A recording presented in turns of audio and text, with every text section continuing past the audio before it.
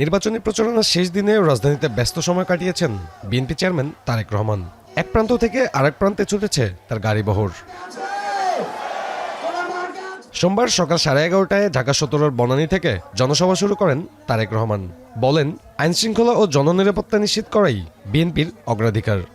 আমরা চাই এমন একটি বাংলাদেশ ধীরে ধীরে গড়ে তুলতে, যেখানে যে কোনো মানুষ, উনি ব্যবসায়ী করুন অথবা উনি চাকরি বাকরি করুন না কেন, নিশ্চিন্তে নিরাপদের সাথে ব্যবসা বাণিজ্য এবং চাকরি বাকরি অর্থাৎ কর্মসংস্থানের ব্যবস্থা করতে পারে। এরপর ঢাকা 10 আসনে কলাবাগান মাঠে জনসভায় যোগ দেন বিএনপি চেয়ারম্যান। বলেন, মুক্তিযোদ্ধা ও জুলাই শহীদদের কাঙ্ক্ষিত দেশ গঠনের নির্বাচন এটি। অভিযোগ করেন, নির্বাচন নিয়ে ষড়যন্ত্র করছে একটি মহল।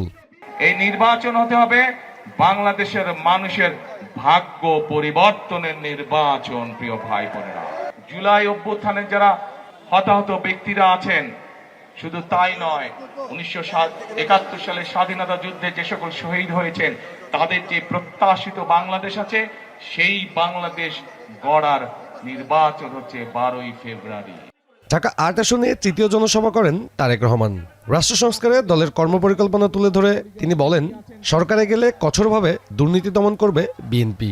2001 সালে খালেদা জিয়া যেভাবে কঠোর হস্তে দুর্নীতি দমন করে বাংলাদেশকে সেই দুর্নীতির তকমা থেকে বের করে নিয়ে এসেছিলেন, ঠিক একইভাবে দুর্নীতিকে আমরা কঠোর হস্তে দুর্নীতির লাগাম আমরা ইনশাল্লাহ আগামী বিএনপি সরকার টেনে ধরবে। যাত্রাবাড়িতে ঢাকা 5 আসনের জনসভায় বিএনপি চেয়ারম্যান বলেন, এই মুহূর্তে দেশে যেসব রাজনৈতিক দল আছে, তার মধ্যে দেশ পরিচালনার অভিজ্ঞতা একমাত্র বিএনপিরই রয়েছে।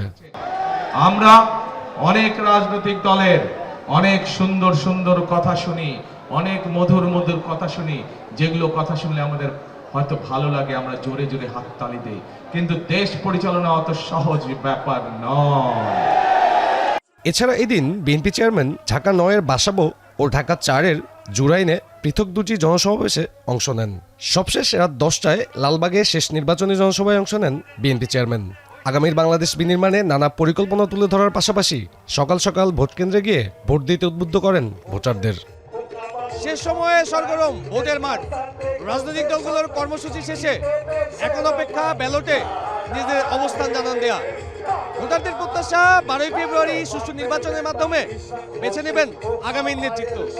সাব্বির রোজ, এখন, ঢাকা।